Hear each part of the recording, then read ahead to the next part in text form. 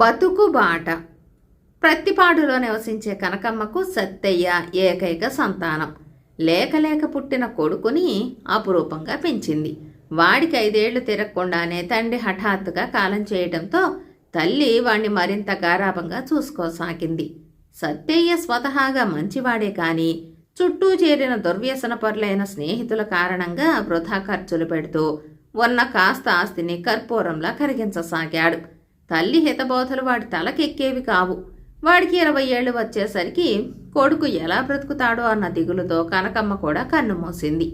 ఆ తర్వాత కొద్ది కాలానికి ఉన్న ఆస్తి, ఇల్లు మొత్తం దుబారాగా ఖర్చు పెట్టి కట్టుబట్టలతో మిగిలాడు సత్తయ్య. వాడికి ఎలా బతకాలో తోచింది కాదు. ఉన్న ఊరిలో అడుక్కు తినలేక పుట్టెడు దిగులుతో పొరుగురు బయలుదేరాడు. అక్కడ కూడా వాడికి ఆకలి తీరేంతగా మెతుకు పుట్టలేదు. ఆకలితో నీరసంతో ఊరొదిలి బయలుదేరాడు. ఇలా బతికే కన్నా చనిపోవడమే మంచిదన్న ఆలోచన వచ్చింది వాడికి. దారిలో ఒక చింత చెట్టు కింద కూర్చుని చిల్లర లెక్క పెట్టుకుంటున్న ముసలవ్వ సత్తయ్యను చూసి చెట్టు నీడకు రమ్మన్నట్టుగా చెయ్యి ఊపింది. వాడు ఆమెను సమీపించగానే అవ్వ, ఏమిటి నాయనా, మిట్ట మధ్యాహ్నం పూట ఎర్రటి ఎండలో తిరుగుతున్నావు అంటూ వాడిపోయిన వాడి ముఖం కేసి పరీక్షగా చూసి, ఇవిగో ఈ 2 సీతాఫలాలు తిను అంటూ పక్కనున్న బుట్టలో నుంచి పళ్ళు తీసి ఇచ్చింది ఆప్యాయంగా. సత్తయ్య పళ్ళు తీసుకోవడానికి సంశయిస్తూ, నా దగ్గర అన్నా డబ్బులు కూడా లేవే అన్నాడు నీరసంగా. పోనీలే నాయనా, డబ్బులు వద్దు, నా మనవడి వంటి వాడివి తీసుకో అన్నది అవ్వ. సత్తయ్య 2 పళ్ళు తిని అవ్వ ఇచ్చిన మంచినీళ్లు తాగాడు. అవ్వ కాసేపు తనలో తాను ఏదో కొనుక్కుని, చూడు నాయనా, నాకు 80 ఏళ్ళు నిండాయి. కొడుకులు మనవలు అందరూ నా ముందే ఆ దేవుడి దగ్గరకు వెళ్ళిపోయారు. నాకు కూడా పిలుపు వచ్చే వరకు బతకాలి కదా, అందుకే ఈ పళ్ళమ్ముకునే బతుకు బాట పట్టాను అంటూ బుట్ట నెత్తిన పెట్టుకుని కర్రబోతంగా నడుచుకుంటూ వెళ్ళిపోయింది. సత్తయ్య ఆ ముసలవ్వకు బతుకు మీద ఉన్న ఆశకు ఆశ్చర్యపడుతూ ముందుకు సాగి ఒక చెట్టు అడవిలో నడవసాగాడు. కొంత దూరం నడిచాక హఠాత్తుగా ఒక చెట్టు మీద నుంచి విరిగిన కొమ్మలు నేల మీద పడటం చూసి వాడు తల పైకెత్తి చూశాడు. ఒక 12 ఏళ్ల కుర్రవాడు కొమ్మలు నరుకుతూ కనిపించాడు. వాణ్ణి చూసి జాలిపడిన సత్తయ్య, ఏరా అబ్బి, ఇంత చిన్న వయసులో ఇంత బండ చాకిరి ఎందుకురా, నీడ పట్టునింటి దగ్గర ఉండక అన్నాడు. కుర్రవాడు కొమ్మల్లోంచి తల వంచి సత్తయ్య కేసి చూస్తూ, అయ్యా, ఇంటి దగ్గర కూర్చుంటే తిండి ఎవరు పెడతారు? ఈ కట్టెలు అమ్ముకున్న పైసలతోనే నాకు ఇంత తిండి దొరుకుతుంది. అమ్మ అయ్యా లేరు, కష్టపడి నా పొట్ట నేనే పోషించుకోవాలి అన్నాడు. ఆ జవాబు సత్తయ్య మనసును ఎంతగానో కలవరపరిచింది. కడుపు నింపుకోవడం కోసం కష్టపడుతూ ఉన్న 3 కాళ్ల ముసలవ్వ అనాథ బాలుణ్ణి గురించి ఆలోచన రాగానే తన దీనస్థితికి తనే కారణమన్న నిజం వాడికి తెలిసి వచ్చింది. వెంటనే వాడు వెనక్కు తిరిగి తన ఊరు దారి పట్టి తిన్నగా ఊరు పెద్ద పరాంకుశం ఇంటికి వెళ్ళాడు. ఆ సమయంలో ఇంటి వసారాలో కూర్చుని ఉన్న పరాంకుశం సత్తయ్యను చూస్తూనే, ఏమరా సత్తయ్య, ఏమిటి సంగతి అని అడిగాడు. సత్తయ్య ఆయనకు 2 చేతులు ఎత్తి దండం పెట్టి, అయ్యా, మీరు మా అయ్యను ఎరుగుదురు. ఆయన ఇచ్చిపోయిన కొద్ది ఆస్తిని బుద్ధిమాలిన వ్యసనాలకు ఖర్చు పెట్టేశాను. ఇప్పుడు పొట్ట పోసుకునేందుకు మీరు ఏ కూలీనాలి పనులిప్పించినా శ్రమపడి చేస్తాను అన్నాడు. వాడి మాటలకు పరాంకుశం చిన్నగా నవ్వి, ఆ కూలీనాలి పనులు కావాలనుకున్నప్పుడల్లా దొరకవు సత్తయ్య. నీలో ఇలాంటి మంచి మార్పు కోసం మీ అమ్మ ఎంతగానో ఆశపడింది. నీకు నిజంగా సంతాన కష్టపడి బతకాలన్న ఆలోచన వచ్చినప్పుడు నీ పరం చెయ్యమని కొంత డబ్బు 2 ఎకరాల పొలం నా స్వాధీనంలో ఉంచింది.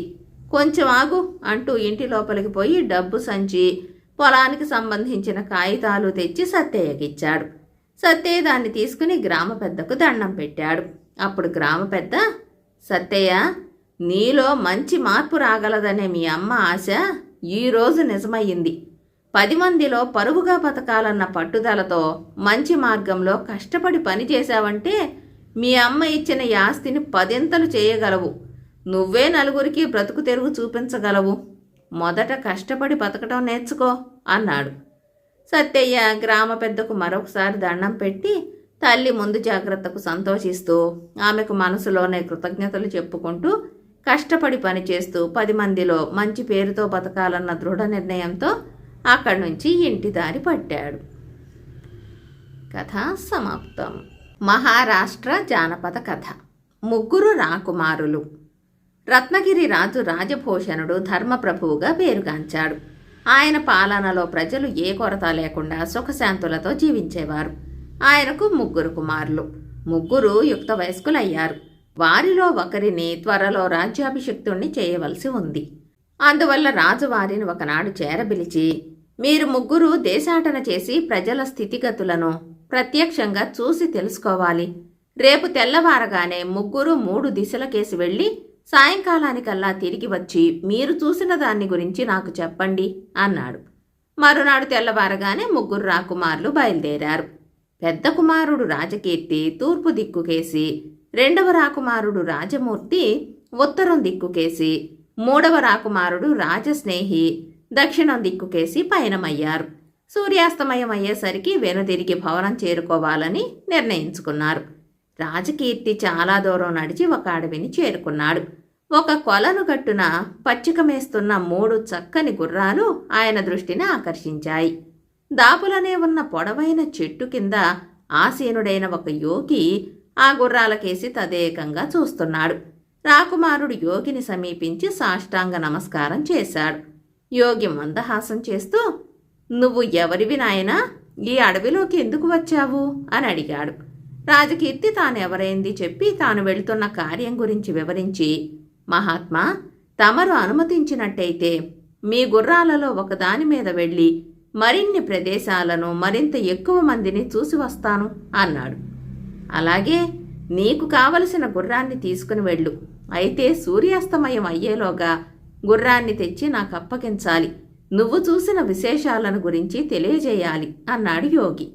రాజకీర్తి ఒక గుర్రాన్ని అధిరోహించి అక్కడి నుంచి బయలుదేరాడు. చాలా దూరం ప్రయాణం చేశాక ఆయనకు ఒక తోట కనిపించింది. తోటమాలి కోసం చుట్టుపక్కల కలయ చూశాడు. తోటమాలి కనిపించలేదు కానీ తోట చుట్టూ బలమైన కంచె వేసి ఉండటం చూసి ఆయన ఆశ్చర్యపోయాడు. అంతకన్నా ఆశ్చర్యకరమైన విషయం మరొకటి జరిగింది. ఆయన చూస్తూ ఉండగానే కంచె కోసం కట్టిన దృఢమైన పుల్లలు ఉన్నట్టుండి కొడవళ్లుగా మారి తోటలోని పళ్లను కాయగూరలను తెగ నరకటం ప్రారంభించాయి. యువరాజు రాజకీర్తి తన కళ్లను తానే నమ్మలేక అమితాశ్చర్యంతో వెనుతిరిగాడు. అరణ్యానికి చేరుకుని యోగికి గుర్రాన్ని అప్పగించబోయాడు. అప్పుడు యోగి, దాచుకోలేని ఆశ్చర్యంతో సతమతమవుతున్నట్టున్నావు, ఏమిటి విశేషం అని అడిగాడు. రాజకీర్తి తను చూసిన విచిత్రమైన తోట గురించి వివరించాడు. అంతా విన్న యోగి, ఆ దృశ్యం ద్వారా నువ్వు గ్రహించిందేమిటి అని అడిగాడు. అంతా విచిత్రంగా ఉంది, ఎందుకలా జరిగిందో చెప్పలేకపోతున్నాను మహాత్మా అన్నాడు రాజకీర్తి. ఇలాంటి సామాన్యమైన విషయాలను కూడా అర్థం చేసుకోలేని వాడివి రేపు రాజ్యపాలన ఎలా చేయగలవు? రాజ్యం మూర్ఖుడైన రాజును భరించలేదు. నిన్నిప్పుడే రాతి స్తంభంగా మార్చేస్తున్నాను అని యోగి రాజకీర్తిని శపించాడు. రాత్రి చాలా పొద్దుపోయినా రాజకీర్తి తిరిగి రాకపోవటంతో రాజభవనం చేరుకున్న ఆయన తమ్ములు, తండ్రి ఆందోళన చెందారు. మరునాడు తెల్లవారగానే 2వ రాకుమారుడు రాజమూర్తి అన్నను వెతుక్కుంటూ వెళ్లాలని నిర్ణయించారు. తెల్లవారగానే రాజమూర్తి తన అన్న వెళ్లిన మార్గంలో వెళ్లి అడవిని చేరుకున్నాడు. కొలను గట్టున మేస్తున్న గుర్రాలను చూశాడు. యోగికి నమస్కరించి, ఇలాంటి చక్కటి గుర్రాలను ఇంతకు ముందెన్నడూ చూడలేదు, ఒక గుర్రాన్ని ఇస్తారా అని అడిగాడు. నిరభ్యంతరంగా తీసుకువెళ్ళు, అయితే సూర్యాస్తమయం లోపల తిరిగి వచ్చి గుర్రాన్ని అప్పగించి నీ అనుభవాలను చెప్పాలి అన్నాడు యోగి మందహాసం చేస్తూ. గుర్రాన్ని అధిరోహించే ఉత్సాహంలో రాజమూర్తి పక్కనే శిలగా మారి ఉన్న తన అన్న ముఖం కేసి కూడా చూడలేదు. ఇరువైపులా అన్నకేసి పరిశీలనగా చూస్తూ ఆయన చాలా దూరం ముందుకు వెళ్ళాడు. ఎంత దూరం వెళ్ళినా అన్న జాడ కనిపించలేదు. కానీ వీపు మీద కట్టెల మోపు మోస్తూ వంగిపోయిన ఒక పండు ముసలివాడు కనిపించాడు. రాజమూర్తికి అతనికి పై జాలి కలిగింది. అతను గుర్రాన్ని ఆపి, తాత, కట్టెల మోపు నేను మోసుకురానా అని అడిగాడు. ముసలివాడు తల పైకెత్తి చూడలేదు. కనీసం సమాధానం కూడా చెప్పకుండా ఇంకా ఎండు పుల్లలు ఏరడంలో నిమగ్నుడై కనిపించాడు. రాజమూర్తికి చాలా వింతగా తోచింది. సూర్యుడు పడమటి దిశకు చేరడంతో ఆయన వెనుతిరిగి వచ్చి గుర్రాన్ని యోగికి అప్పగించి నమస్కరించాడు. దారిలో నీకు ఎలాంటి అనుభవాలు ఎదురయ్యాయేమిటి అని అడిగాడు యోగి చిన్నగా నవ్వుతూ. రాజమూర్తి తాను చూసిన ముసలివాణ్ణి గురించి చెప్పాడు. నువ్వు అందిస్తానన్న సాయాన్ని ఆ ముసలివాడు ఎందుకు వద్దన్నాడో తెలుసా అని అడిగాడు యోగి. తెలియదు మహాత్మా, అతడొక మాట కూడా మాట్లాడలేదు అన్నాడు రాజమూర్తి. ఇలాంటి స్వల్ప విషయాలు కూడా తెలియని నువ్వు మునుముందు రాజువైతే కష్టతరమైన ప్రజాపాలనను ఎలా సమర్థవంతంగా నిర్వహించగలవు? నువ్వు మూర్ఖుడివి, రాకుమారుడిగా ఉండతగవు. నిన్నిప్పుడే శిలగా మార్చేస్తున్నాను అన్నాడు యోగి. రాజమూర్తి కూడా రాకపోయేసరికి రాజు విచారానికి గురయ్యాడు. మూడవ కుమారుడు రాజస్నేహి తండ్రిని ఓదార్చి అన్నలను వెతుక్కుంటూ వెళ్తానన్నాడు. తెల్లవారగానే అన్నలు వెళ్లిన మార్గంలో బయలుదేరి అతను అడవిని చేరుకుని కొలను దగ్గర మేస్తున్న గుర్రాలను యోగిని చూశాడు. పక్కనే ఉన్న 2 రాతి స్తంభాలను, వాటిలో స్పష్టంగా కనిపించిన తన అన్నల ముఖ పోలికలను చూసి ఆశ్చర్యపోయాడు. యోగిని సమీపించి నమస్కరించి తన అన్నల గురించి అడిగాడు. అవును, వాళ్ళు ఇక్కడికి వచ్చారు అంటూ మందహాసం చేసిన యోగి, నా గుర్రాలను తీసుకువెళ్ళి సాయంకాలానికి తిరిగి వచ్చారు. వాళ్ళు చూసిన దృశ్యాల అంతరార్థాన్ని గురించి అడిగితే చెప్పలేకపోయారు. నేనే వారిని శిలాస్తంభాలుగా మార్చేశాను అన్నాడు. వాళ్ళు పునర్జీవితులయ్యే మార్గం సెలవివ్వండి మహాత్మా అన్నాడు రాజస్నేహి. ఆ గుర్రాలలో ఒకదానిని అధిరోహించి ముందుకు వెళ్ళు. ఏదైనా వింత దృశ్యం కనిపిస్తే వచ్చి నాతో చెప్పు. దానిని గురించి చక్కని వివరణతో నా ప్రశ్నకు సరైన సమాధానం ఇచ్చావంటే మీ 3 అన్నదమ్ములు 3 గుర్రాల మీద హాయిగా రాజధానిని చేరుకోవచ్చు అన్నాడు యోగి. రాజస్నేహి కొంతసేపు తీవ్రంగా ఆలోచించాడు. తన అన్నలను కాపాడుకోవటానికి తన అదృష్టాన్ని పరీక్షించాలన్న నిర్ణయంతో యోగికి నమస్కరించి ఆయన చూపిన దిశగా గుర్రం మీద బయలుదేరాడు. అతడు ఎంత దూరం వెళ్ళినా ఎలాంటి విచిత్ర దృశ్యం గాని వింత వ్యక్తి గాని తారసపడలేదు. చాలా దూరం వెళ్లడం వల్ల అతనికి దాహం వేసింది. గుర్రానికి కూడా కాసేపు విశ్రాంతినిద్దామన్న ఉద్దేశంతో ఒక కొలను గట్టున గుర్రం దిగాడు. గుర్రాన్ని పచ్చిక మేయటానికి వదిలి తను దాహం తీర్చుకోవటానికి కొలను దగ్గరికి వెళ్ళాడు. నీళ్ల దగ్గరికి వెళ్ళి వంగి దోసిలితో నీళ్లు అందుకోపోయాడు. నీళ్లు చేతులకు అందకుండా కుంచుకుపోవటం గమనించి ఉలిక్కిపడ్డాడు. నీళ్లలో దిగి మరికొంత ముందుకు వెళదామని 2 అడుగులు వేశాడు. నీళ్లు 2 అడుగులు వెనక్కు వెళ్ళాయి. అతడు లోపలికి వెళ్లే కొద్దీ నీళ్లు ఇంకా లోపలికి వెళ్లసాగాయి. అతడు కొలను మధ్యకు చేరుకునేసరికి చుట్టూ ఇసుక తప్ప బొట్టు నీళ్లు కంటపడలేదు. అమితాశ్చర్యంతో వెనుతిరిగిన రాజస్నేహి యోగి వద్దకు వచ్చాడు. తనకు ఎదురైన అనుభవాన్ని చెప్పాడు. అంతా విన్న యోగి, ఈ విచిత్ర అనుభవం ద్వారా నువ్వు గ్రహించిందేమిటి అని అడిగాడు. రాజస్నేహి ఎంత ఆలోచించినా సరైన సమాధానం స్ఫురించలేదు. యోగికి ఆమోదయోగ్యమైన సమాధానం చెప్పలేకపోయాడు. రాకుమారా, నువ్వు కూడా మీ అన్నల కన్నా తెలివైన వాడివేం కాదు. నీకు నీ అన్నల గతి తప్పదు అన్నాడు యోగి. మరుక్షణమే రాజస్నేహి కూడా శిలాస్తంభంగా మారిపోయాడు. అన్నలను వెతుక్కుంటూ వెళ్లిన రాజస్నేహి కూడా ఎంతకు రాకపోయేసరికి రాజభవనంలోని రాజు తీవ్రమైన ఆందోళనకు లోనయ్యాడు. తానే చేజేతులా వారిని దేశాటనకని పంపి ఈ దుస్థితికి కారణమైనట్లు భావించి విలవిల్లాడిపోయాడు. వాళ్ళకేమైందో ఎవరికీ తెలియదు. రాకుమారులను వెతకటానికి సైన్యాన్ని వినియోగించాలని మంత్రి సలహా ఇచ్చాడు. అయినా రాజు వినలేదు. తన కుమారులను వెతుక్కుంటూ తనే స్వయంగా వెళ్లాలనుకున్నాడు. మరునాడు వేకువజామునే తన కుమారులు వెళ్లిన మార్గం గుండా వెళ్లి అడవిని చేరి మేస్తున్న గుర్రాలకేసి ప్రశాంతంగా చూస్తున్న యోగి సమక్షానికి చేరుకున్నాడు. ఆయనకున్న యోగ శక్తుల ద్వారా యోగి తన కుమారుల ఆచూకీని తెలియజేయగలడని రాజు ఆశించాడు. రాజు యోగిని సమీపించి నమస్కరించి, మహాత్మా, నా 3 కుమారులు దేశ సంచారం చేస్తూ ఇటుకేసి తప్పక వచ్చి ఉంటారనుకుంటాను అంటూ ఇంకేదో చెప్పబోయేంతలో యోగి అడ్డుపడి, అవును మహారాజా, వచ్చారు. వారిని నేను 3 ప్రశ్నలు అడిగాను. చాలా సులభమైనవి, కానీ సమాధానం చెప్పలేకపోయారు. అలాంటి మూఢులకు మునుముందు రాజ్యపాలన చేసే అర్హత లేదు. అందుకే వారిని శిలాస్తంభాలుగా మార్చివేశాను. అదిగో చూడు అన్నాడు. రాజు 3 రాతి స్తంభాలను వాటి పైభాగంలో తన కుమారుల ముఖజాడలు చూసి దిగ్భ్రాంతి చెందాడు. కొంతసేపు మౌనం వహించి ఆ తర్వాత, ఆ ప్రశ్నలేవో చెప్పండి, నా బిడ్డల తరపున నేను సమాధానాలు చెప్పడానికి ప్రయత్నిస్తాను అన్నాడు. నీ జ్యేష్ఠ కుమారుడు రాజకీర్తి తోటమాలి లేని ఒక తోటను చూశాడు. కంచెగా ఉన్న పుల్లలు ఉన్నట్టుండి కొడవళ్లుగా మారి తోటలోని పళ్లను కాయలను తెగ నరకటం ప్రారంభించాయి. దీని అంతరార్థమేమిటి అని అడిగాడు యోగి. తోటలోని చెట్టు చేమలను కాపాడటానికే కంచె ఏర్పాటు చేయబడింది. తన యజమాని ఆస్తిని నాశనపరిచే సేవకుడి లాంటిది ఆ కంచె అన్నాడు రాజు.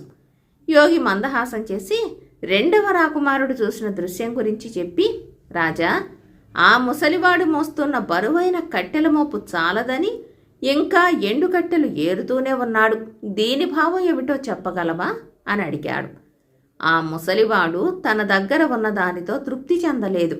పర్యవసానాలను గురించి పట్టించుకోకుండా ఇంకా ఇంకా కావాలని ప్రాకులాడే దురాశాపరుల దురవస్థకు చిహ్నం ఆ దృశ్యం అన్నాడు రాజు.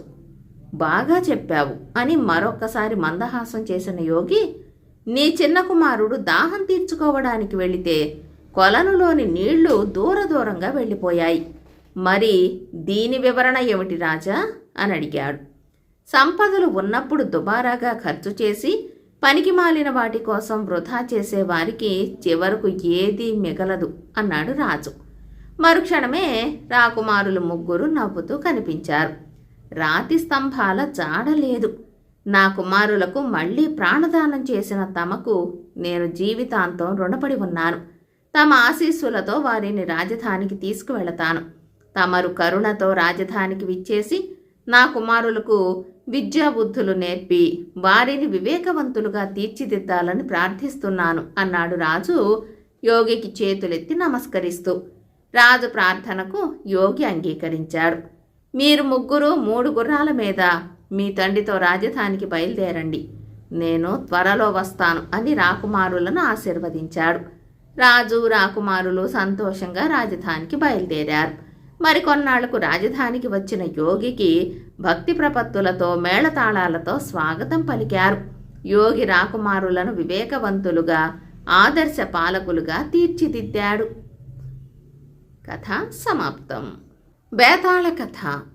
ఊరుమ్మడి స్థలం. పట్టువదలని విక్రమార్కుడు చెట్టు వద్దకు తిరిగి వెళ్ళి చెట్టుపై నుంచి శవాన్ని దించి భుజాన వేసుకుని ఎప్పటిలాగే మౌనంగా శ్మశానం కేసి నడవసాగాడు. అప్పుడు శవంలోని బేతాళుడు, రాజా, నువ్వు ఇంత అర్ధరాత్రి వేళ ఏదో అతి ముఖ్యమైన కార్యసాధన కోసం ఈ శ్మశానంలో పడుతున్న శ్రమ చూస్తుంటే నాకు సుసేనుడనే రాజు కథ నీకు వినిపించాలనిపిస్తోంది.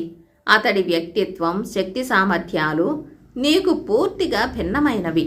నువ్వు అతడిలా ఒక విలక్షణమైన మార్గాన్ని అనుసరిస్తే కార్యసాధన సిద్ధిస్తుందేమో అన్న సంశయం కలుగుతున్నది. అతని కథ చెబుతాను, శ్రమ తెలియకుండా విను అంటూ ఈ విధంగా చెప్పసాగాడు. పుష్పక దేశానికి రాజు సుసేనుడు. ఆయన ఏ పాలకుడు అనుసరించని ఒక విలక్షణమైన పద్ధతిలో ప్రజల సమస్యలకు ప్రజల నుంచే పరిష్కారాలు రాబట్ట చూసేవాడు. ఆయన మారువేషం ధరించి దేశంలోని వివిధ ప్రాంతాలు తిరుగుతూ తన సమస్యలను సామాన్యులకు చెప్పేవాడు. పరిష్కారానికి మంచి ఉపాయం చెప్పిన వారికి కానుకలిచ్చేవాడు. ఒకసారి ఉన్నట్లుండి రాజమాత రుక్మిణికి జబ్బు చేసింది. అత్తగారికి జబ్బు చేస్తే కోడలు సేవ చేయడం ఆ దేశాచారం.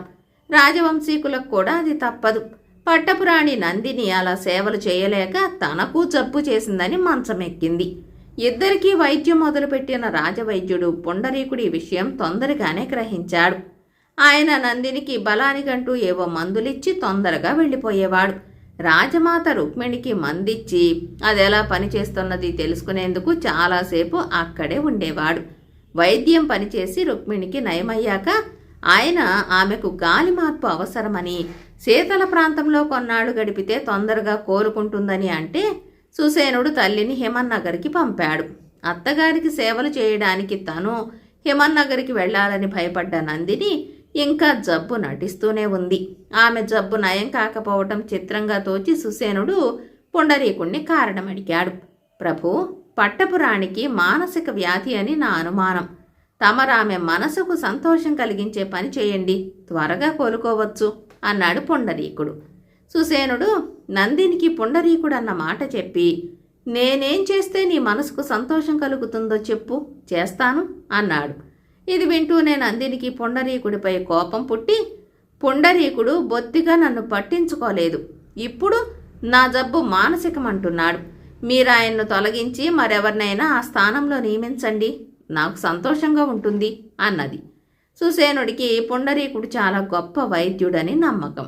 ఆయన భార్యకి ఎలా నచ్చ చెప్పాలా అని ఆలోచిస్తుంటే రాజమాత హిమన్నగర్ నుంచి ఆయనకు మన రాజవైద్యుడు పుండరీకుడు వైద్యంలో ధన్వంతరికి సాటి రాగలవాడు, ఆయన్ను ఘనంగా సన్మానించు అంటూ కబురంపింది. భార్య చెప్పిందని పుండరీకుడిని తొలగిస్తే తల్లికి కోపం, తల్లి చెప్పిందని పుండరీకుడికి సన్మానం చేస్తే భార్యకు కోపం. ఇప్పుడేం చెయ్యాలి? సుసేనుడి సమస్యకు పరిష్కారం ఏమిటా అని ఆలోచిస్తూ ఒక రాత్రి భూస్వామిలా మారువేషం వేసుకుని పట్టణంలోకి వెళితే ఆయనకు దినపాలుడనే చిన్న వ్యాపారి పరిచయమయ్యాడు. సుసేనుడు తన సమస్యను అతనికి చెప్పాడు. దినపాలుడు కొద్దిసేపు ఆలోచించి, ఇలాంటి సమస్య వస్తే ఎవరు అబద్ధమాడుతున్నారో వారికి ఉపకారం చేయాలి, లేదా వారికే ఉపకారం జరిగిందని నమ్మించాలి అన్నాడు. ఆ మర్నాడు రాజు సుసేనుడు నందినితో, మన రాజవైద్యుడి మీద చారుల్ని నియమించాను, ఆయనకు నువ్వంటే చెప్పలేనంత అభిమానమని తెలిసింది, నీ జబ్బు పైకి తెలియదట, అందుకని అమ్మ అనారోగ్యంగా ఉన్నా సరే కోడలు తనకు సేవలు చేసి తీరాల్సిందే అని పట్టుబడితే కాదనటం నీకు కష్టమవుతుందని ఆయన ఇంకేదో కారణం చెప్పి ఆమెను దూర ప్రాంతాలకు పంపాలన్నాడట అన్నాడు. ఈ మాటలు విన్న నందిని తాను అనవసరంగా పుండరీకుడిని అపార్థం చేసుకున్నందుకు నొచ్చుకుని భర్తను ఆయనకు విలువైన కానుకలివ్వమని చెప్పింది. ఈ విధంగా సమస్య పరిష్కారమైనందుకు సుసేనుడు చాలా సంతోషించి మరొకసారి భూస్వామి వేషంలో దినపాలుణ్ణి కలుసుకుని, నీ సలహా ఫలించింది, నీ వంటివాడు రాజుకు సలహాదారుగా ఉంటే దేశానికి ఎంతో మేలు జరుగుతుంది, రాజు కొలువులో నాకు తెలిసిన వారున్నారు, వారి చేత నీ గురించి రాజుకు చెప్పించనా అన్నాడు. దినపాలుడు తల అడ్డంగా ఊపి, నాకు రాజధాని నీళ్లు పడటం లేదు, వైద్యుడు నిమ్మవరం వెళ్ళమన్నాడు, కొందామన్నా ఉందామన్నా అక్కడ ఖాళీగా ఉన్న ఇల్లు ఒక్కటే ఉంది, అది గ్రామాధికారి స్వాధీనంలో ఉంది, దాన్ని ఆయన అమ్మడు, అద్దెకివ్వడు, నీకంత పలుకుబడి ఉంటే నిమ్మవరంలో ఇల్లు ఇప్పించు అన్నాడు.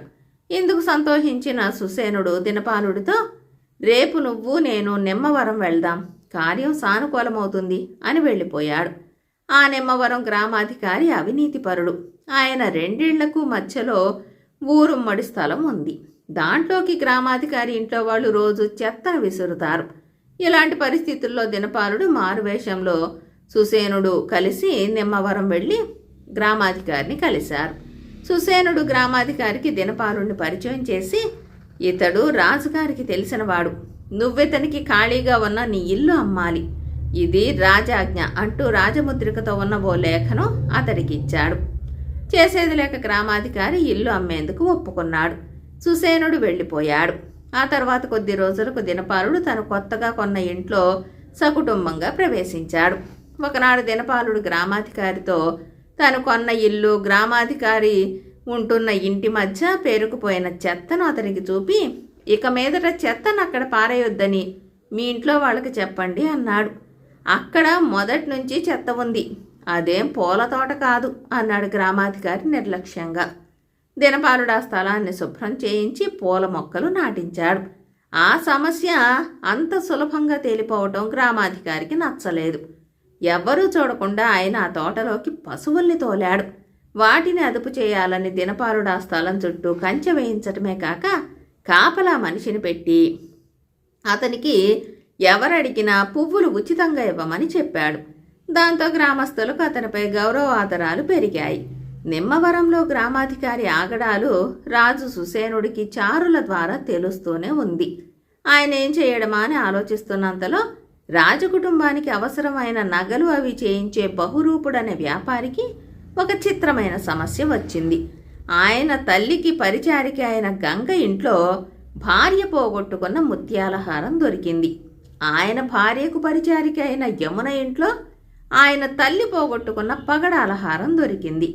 బహురూపుడి తల్లి భార్య తమ తమ పరిచారికలు అమాయకులంటూ గంగను శిక్షించి తీరాలని భార్య, యమునను శిక్షించి తీరాలని తల్లి పట్టుబట్టారు.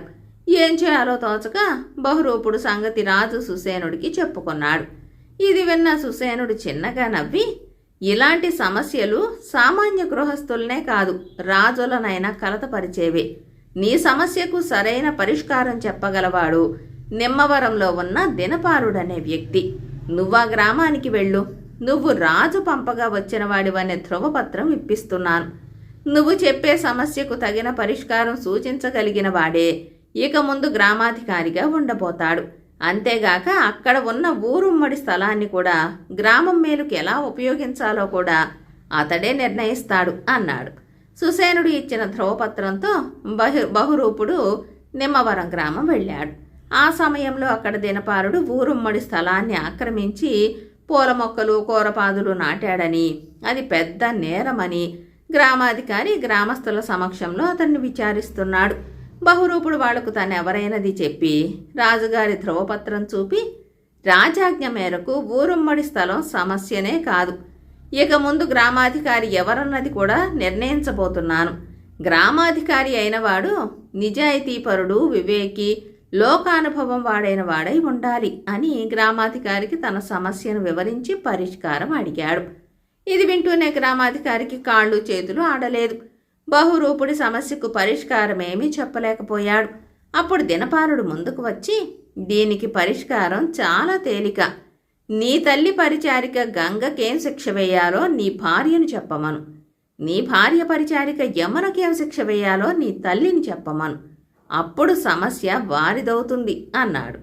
బహురూపుడి జవాబుకు మెచ్చుకుని, ఇన్నేళ్లుగా వ్యాపారం చేస్తున్నాను, ఈ మాత్రం నాకు తోచలేదు. నువ్వు గ్రామాధికారిగా ఉండదగ్గవాడివి అంటూ అప్పటి గ్రామాధికారిని తొలగించి దినపాలుణ్ణి కొత్త గ్రామాధికారిగా నియమించాడు. ఇక ఊరుమ్మడి స్థలాన్ని గురించి గ్రామస్తులంతా వినేట్టు పెద్దగా, ఇక నుంచి ఆ స్థలాన్ని అభివృద్ధి చేయటానికి నెల నెల మీకు రాజభరణం అందుతుంది అని చెప్పాడు. బేతాళుడు ఈ కథ చెప్పి, రాజా, తనకెదురైన సమస్యల పరిష్కారానికి రాజు సుసేనుడు ఎన్నుకున్న మార్గం విలక్షణంగా కనిపించినా అది ఆయన అసమర్థతను చాటటం లేదా, కార్యం సాధించినా అందుకు ఆయన అనుసరించిన పద్ధతి మాత్రం రాజోచితం అనిపించుకోదు. అవినీతిపరుడైన గ్రామాధికారిని తానే స్వయంగా శిక్షించి తన సమస్యకు పరిష్కారం సూచించిన వివేకి అయిన దినపాలుడికి గ్రామాధికారి పదవి ఇవ్వవచ్చు కదా. ఊరుమ్మడి స్థలం సమస్య అంత కఠినమైనదేమీ కాదు. దాని పరిష్కారానికి రాజు బహురూపుణ్ణి ఉపయోగించుకోవటం సమర్థించదగినదిగా లేదు కదా. ఈ సందేహాలకు సమాధానం తెలిసి కూడా చెప్పకపోయావో నీ తల పగిలిపోతుంది అన్నాడు. దానికి విక్రమార్కుడు, దినపాలుడికి రాజు తను ఎవరైనది చెప్పకుండానే తన సమస్యకు పరిష్కార మార్గం తెలుసుకోగలిగాడు. రాజకుటుంబ సమస్యలు అంతఃపురం దాటిపోకూడదన్న రాజమర్యాదను అతను పాటించాడు. కొత్త గ్రామాధికారిని నియమించే విషయంలో ఆ పదవిని సమర్థుడికే ఇవ్వదలిచి బహురూపుడిని నిమ్మవరం పంపాడు. సుసేనుడి పరిపాలనా పద్ధతి గమనిస్తే అతడు స్నేహితులకు పదవులివ్వడు, పదవిలో ఉన్న వారితో స్నేహం చెయ్యడు. ఎందుకంటే రాజరికం ఊరుమ్మడి స్థలం లాంటిది. సుసేనుడు స్వలాభాపేక్ష లేని పరిపాలనా దక్షుడు అన్నాడు. రాజుకి ఈ విధంగా మౌనభంగం కలగగానే బేతాళుడు శవంతో సహా మాయమై తిరిగి చెట్టెక్కాడు. కథ కంచికి మనమింటికి.